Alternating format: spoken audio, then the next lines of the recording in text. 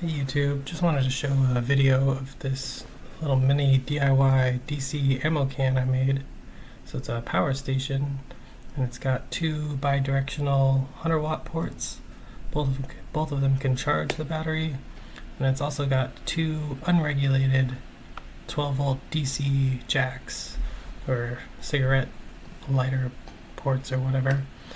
It opens up and you can store, there's a little bit of space to store like DC power point expansion adapters is kind of what I call them. I guess they're called car charger adapters, which doesn't really make sense, but yeah, I just thought by using more of these 12-volt accessory ports, I could basically add whatever USB ports that I needed, and then I can also power higher amperage loads through the 12-volt DC ports also. So it's pretty compact. It still has a handle on top, and then it's got this switch on the side, and this switch is basically a little thermal management system that I built in, so that way if the battery is ever going to be in cold, freezing weather and it's also going to be charging, you can turn that on and it'll maintain the batteries above freezing. So it's got almost half a kilowatt or 420-ish watt hours of usable capacity, which is a lot more than anything else you can find this size. And it's kind of modular. You can expand it. You can also plug in an AC inverter if you want to power AC loads. And it's also a lot more waterproof than anything else that you can buy, just because it's like sealed up almost entirely from the environment. It was pretty cheap to make. What else can I say? I've been using it on and off like once or twice a week for the last maybe year or two. And yeah, I really like it. Actually, this is the second revision. I'm going to make a third, but there's not a whole lot I'm going to change the next time I make one. But just thought I would share a build video. So in terms of how I actually built this, basically I bought one of the, I think it's MTM is the brand, mini ammo can, from I think I got it on Amazon for like $6. And then I bought the rest of the components pretty much from AliExpress. And for those who know, the most common ammo cans, you've got like your 30 cal and then your 50 cal. But if you look really hard, you can actually find a smaller size, which is this mini ammo can size. So it's a little bit smaller than the 30 cal ammo can, if you're familiar. Now, what's actually a DC power station? So I think the Anker Solix pretty much started this trend where it doesn't have an AC inverter inside, so it can be made cheaper, and then it's actually a lot more efficient because you're never running that inverter. It can be a lot smaller. It doesn't have like the thermal requirements because it's just, it's basically a big battery that can change the voltage. I guess Jackery now is making a new one, but they're all pretty much almost half, maybe 3/5 of the capacity of the ammo can or the power station that I made, but they're actually a little bit bigger in size and a lot more expensive. Plus, they don't really have the same options like the 12-volt DC port, the cigarette plug on this. There's things you can't power, like anything over like 9 or 10 amps. Since it's regulated to 12 volts exactly, I took kind of a more dumb approach to mine. So mine can power stuff like diesel heater I've ran. I've got like a mini DC Instapot that I'll show later. So in terms of everything else on the market, I guess there's a lot of these now. I stole this from this small YouTuber, but I thought it was a really good comparison of all the DC power stations. So this was Anker's kind of early model, which didn't really have a lot of features. Like, it wasn't very fast charging, but it was pretty compact. And then the Anker Solix C300 DC.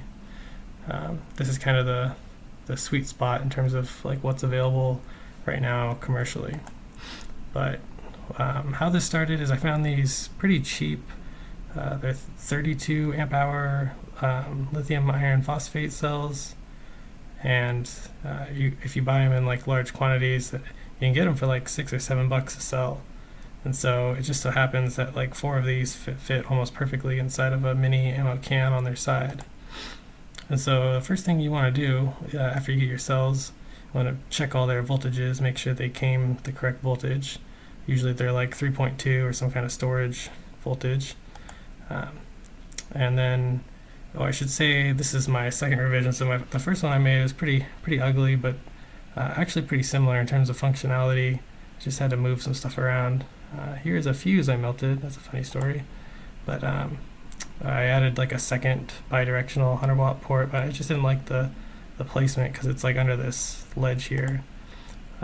But it still worked okay. The inside was pretty much a mess because I was trying to figure out like thermal and stuff like that. So I was just like putting random heat sinks and stuff on there to just see what could tolerate all the load. And then the wire routing is pretty horrendous in this one. But essentially, after you get your cells, the first thing you want to do is hook them all up to make them one big battery, right? So all the positives and all the negatives. This is called top balancing.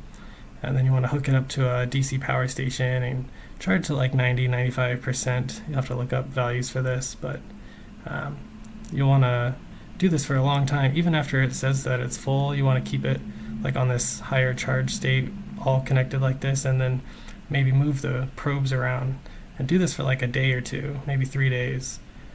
Just move the probes around so that there's a good like even distribution of electrical juice that gets in here and moves all the lithium equally. And then at the same time, you're also forming the batteries for the first time, like I forget what it's called, like there's like a layer that forms on either the anode or cathode, and that's really important for like long life, both getting all these cells as close to possible, as close to each other as possible, and then also if they're in their upright position, any gas that forms will tend to not disrupt the anode and cathode material as much. Yeah, so I found these boards. These are like kind of what got me started thinking is there's these 100-watt PD 3.1 bidirectional boards, and it's basically just positive in, negative out, right, to the battery. And they're made for like making little power banks, but they have this R2 resistor, and if you solder that, then that basically enables them for lithium iron phosphate charged and discharge parameters. And then it also you can change some of these other resistors for like 3S or 5S, but the default is 4S, so 4 cells in series. So all you basically have to do is get a glob of solder to stick between these 2 points, and then it'll be ready for this project. You want to make sure that they send you the right ones. I had some bad experiences, but at first, until I found the right supplier, I think the right price was like $7 or $8 a board. But you want to make sure that the choke or inductor is 100. I don't know what those are, millihenries. But then you also want to make sure that these capacitors that come on them are also, what is it, like 220, whatever that means, and then 25 volts. So, yeah. As far as like the DC port, you want to make sure it's one of the ones that can handle higher currents. There's 2 versions available, but the one you want is the one with this like brass thing on the inside. Oh, this is the other one that's meant for like actual like cigarette lighters. It has like a ceramic insert. That one might be better, but I think this one is what you want. And then there's also some little mini heat sinks, which I'll show later. But they basically, you just drill a hole, and then there's like a little notch that you cut out, and that indexes it, and there's like a little lip that they slide over and lock into place. As far as balancing, so there's no BMS in like the traditional sense in this build, so don't attempt this if that makes you uneasy, but it's worked out okay for me. Instead I use like a active balance board. This is a capacitive 4S version, and these are like $5 or $6, at least they used to be, but they come pre-tinned, and basically you want to add a little bit of extra solder, and then add your heat shrink and whatnot. And then you want to practice crimping. Make sure you get like some brass or copper containing crimps that will fit over the battery lugs. And then what I did is I bent the wire kind of double back on itself. And I believe the way that the crimp works is you crimp it once on the electrical contact point, and then you're going to crimp it a second time where it actually like takes up tension on the wire. And then you'll slip the little sleeve you cut over the crimp. So yeah, here's the second crimp. So this one's actually like keeping it in place, and then this second crimp is like connecting it electrically. And you want to like move the heat shrink over there. And like mine, if you have this like weird little ear that comes over, you want to actually cut that back so that it has a full ring of contact when it actually goes into place. And then I hit it with like a torch lighter, just a quick and easy to shrink the shrink tube.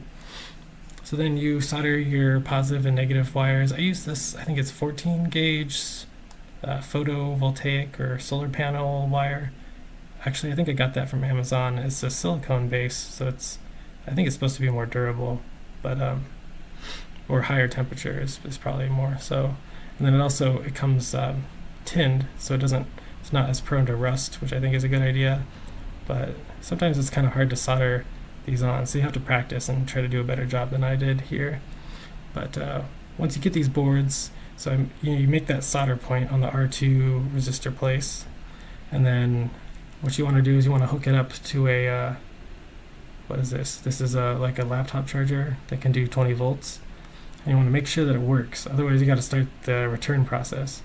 But yeah, hook it up to your, I guess I didn't show this, but your 4 batteries in series on the other side, just like a temporary thing, and then make sure that it charges, and then also make sure that it discharges the other way. So this is my other power bank, and it's going the other way. It doesn't look like it in this photo, but it's discharging. And then this is kind of just the whole layout of like all the little electronic bits you need to make.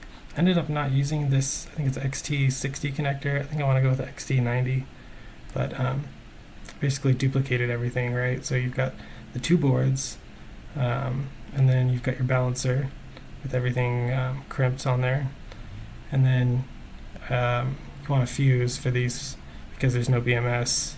You want to fuse, I think, what are these, like 15 amps or something like that, maybe 20 amps. But this is like the positive that'll go to the positive here, and then this is the negative that goes to the negative here. And then optional, it's optional, but I also made this. This is a W1209 temperature relay board, and you can set it to like different temperatures. This is like these are like $1, and then this is like a $3 or $4 15 watt 12 volt silicon heating pad. And the relay boards come with this little temperature probe, but I added like an automotive switch that was in the video at the beginning, and it basically, I forget how switches work. I think it breaks the negative or the positive or something, but I think it's kind of self-explanatory. You turn this on, and then you set this to the temperature you want to have it turn on or off on. Look up videos on how to do this and how to wire this and all the settings if you want to use this. You probably don't need to use this, but yeah, make sure you top balance the cells, and then you see here like I'm moving the probes to different places every now and then. I think I balanced it for like 3 or 4 days even after it hit 3.6 volts, just like have it keep going. So because there's no like fixturing, I used this fiberglass strapping tape, which has like a really good tensile strength as long as it doesn't melt, right? But first you want to attach the silicon heating pad. Try to have it just like spread out the heat as much as possible to all the cells. I think, yeah. And then also kind of like overboard, but since there's no room for insulation, I added like radiant heat transfer insulation with this aluminum foil like HVAC tape. So it basically just stops infrared from radiating across this easily. It's kind of like pseudo insulation.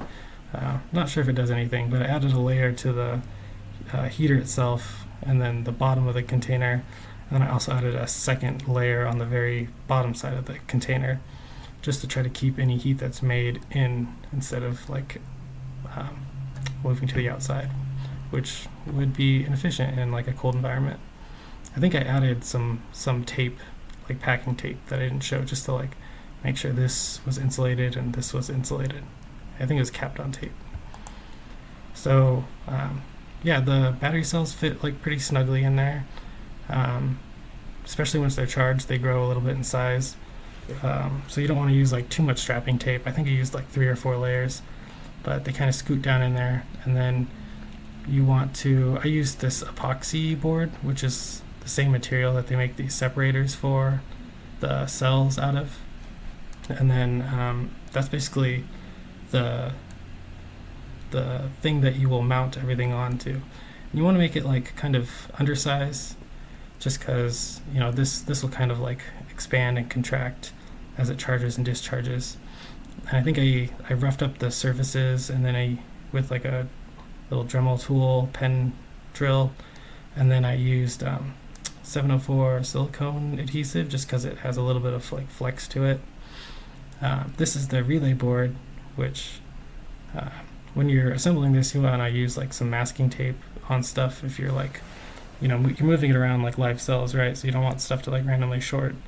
But I was able to kind of shift the cells to the hinge side of the battery with the contacts down there, and then I was able to slip this after I like trimmed some of the solder joints on the back off. I was able to slip it down in there pretty securely. So there's no real way to like get to it, but I thought it was a good way to utilize like this bottom cavity space.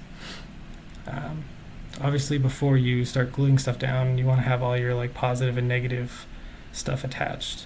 So there's that switch that I was going to add, and then I already used one of these like step drill bits to cut holes here, and then I had to use like an X-Acto blade to like notch out just a little bit to get the little flap to clear, and then also you have to notch out a little bit for that little divot that I showed earlier to like kind of index and lock in there.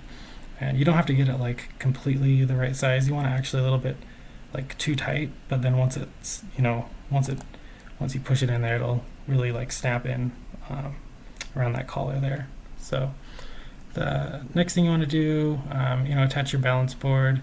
Just kind of start getting an idea of where you want to lay everything out. This is just a top-down view. You can see all the contacts in there.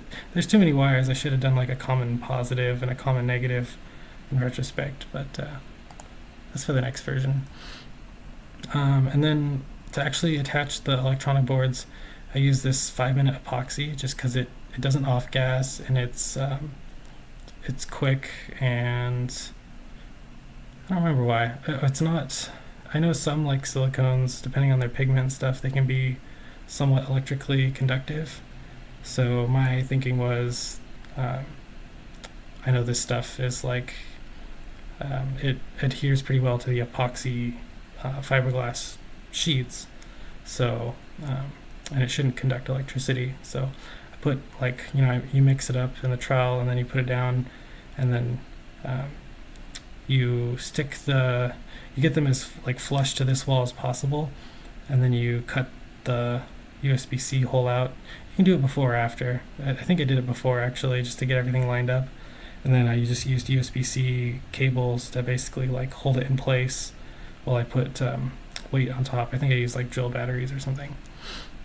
You also want to think about like heat sinks and thermal paste. So I got these kind of I thought they were kind of overkill heat sinks. Most of the heat that's made is on these 4, I don't know what they are, like GaN transistors or something, but most of the heat is from these, and it's also from this whatever this component is. I think it's like a triac or something. But you add your thermal paste, and then these actually have directionality to them. It's kind of hard to tell, but the fins go one way And I'm sure there's a right way to do it, but I made the fins go this way. I don't think that cheap thermal paste that I had, it's not really good enough to stick stuff down perfectly. It's just supposed to be like an interface material to help transfer the heat. So once I got these stuck down, even though they have an adhesive on the back, I went over everything with a ridiculous amount of 704 silicone, and I think some super glue too. I think I did a layer of like super glue first, just to like insulate it. The thing is super glue itself, most super glue, cyanoacrylate glues, they off gas, and apparently silicone wires, if they're exposed to a lot of the fumes from off gassing super glue, they can like degrade and crack, which is kind of a weird thing I found out on my first build. So try to like move the wires away, and then I think I had a fan blowing in here. Just don't close the lid like I did on my first build. But this is before the 704 silicone here. I put these tiny heat sinks on that whatever that component is over there, and I tried to kind of insulate everything else with Kapton tape before I schmooed super 704 all over it. But this is basically the complete box. So I think I beveled these a little bit. It's kind of hard to tell in the picture, but I think it's pretty compact for like what you get, right? 400 and something watt hours. And then these are bi-directional 100 watts each. So if you have two 100 watt USB-C chargers, so they would say that they can output 20 volts at 5 amps usually.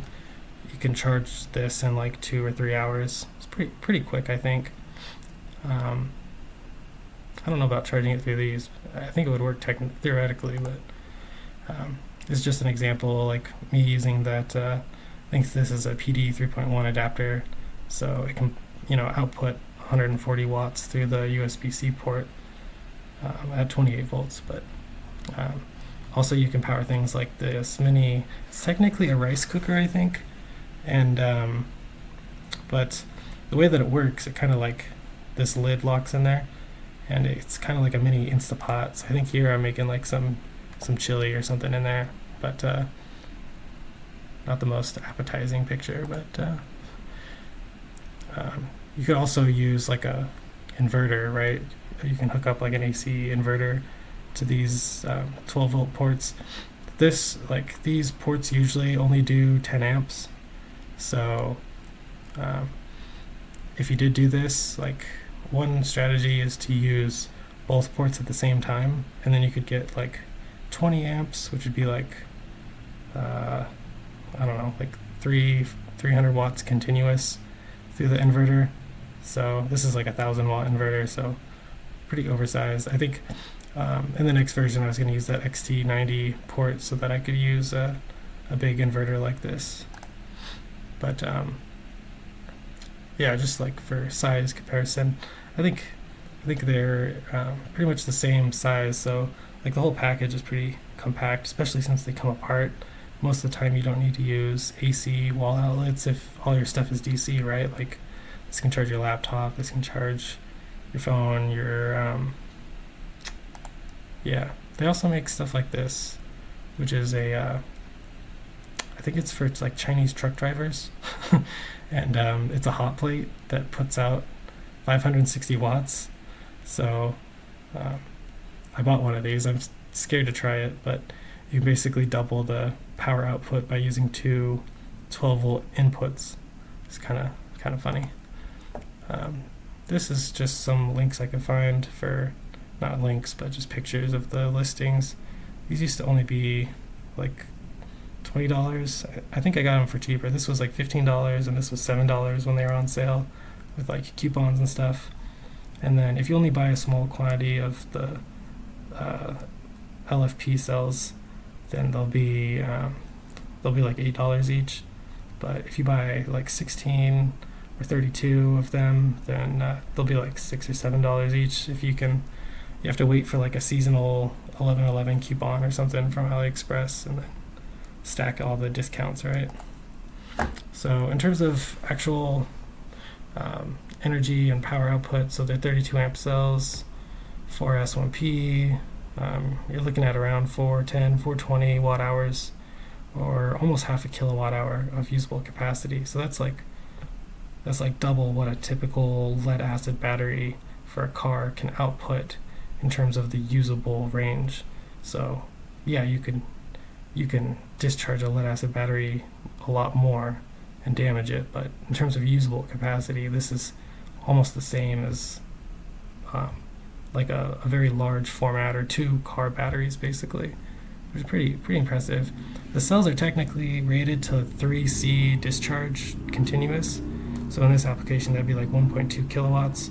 That's almost a space heater, right? So the cells themselves are not going to be limited, plus you don't have a BMS, so there's a lot less like losses and stuff that you have to worry about. They said that they can theoretically do like, what is it, like 10-15 second surges of 5C, so that'd be like 2 kilowatts, but I think ideally you don't want to run them over like 400 watts output, which is still a lot for in the world of DC. I think on my next version, what I want to do is I want to like optimize the interior space mainly by like moving all the positive wires to like a common positive bus, and same with the negative wires. I think that'll save space and save money. Yeah, and then I also think I want to do like my balance leads. This picture is wrong, but essentially I want to like rivet the balance leads onto the bus bars instead of having them on top of the nut that's trying to hold stuff down. I think that's better just because there's no real good way to like access the nut once you install everything to make sure that it's tight, so you want to torque it once and make sure it doesn't move. It's better if there's nothing between it, like a balance lead. And then yeah, the XD90 like charging socket, I think that'd be a good idea, just because that could do like the full 1 kilowatt. And then definitely want to keep the 12 volts unregulated DC ports. Those are like super useful. I think if I made enough space on the inside, a 3D printed insert might be a good idea, just to like have a place for the spare USB-C cables and those 12 volts adapter ports to go. And then I think I want to look at USB-C PD 3.1 capable boards that can do 140 watts. The thing about 28 volt USB-C is it actually will work with regular like 24 volts automotive appliances. So and then also LTO, I think that'd be cool to have like something that I could use in freezing weather all the time. And I'm not sure that the thermal management is really needed, because you're really only charging the thing like intentionally. So it's got so much capacity that you can, if you take it inside and it's been in your car and it's cold, you can wait 30 minutes to maybe an hour to plug it in. So I'm not sure all the complexity of the thermal management system is needed, but it's a good peace of mind to have, I suppose. Yeah, thanks for watching.